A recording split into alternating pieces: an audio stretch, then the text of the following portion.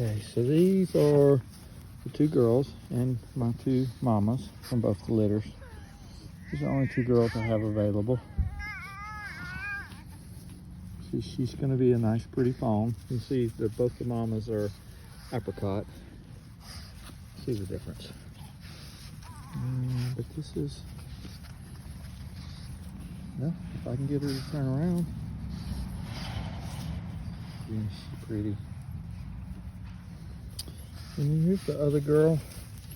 And you can see the color difference in those. This girl is going to end up being apricot like the mamas, my two females. And she also has a little bit of an apricot in her nose.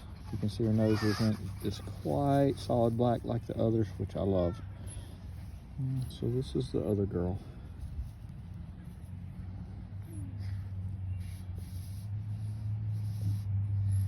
She's sleepy.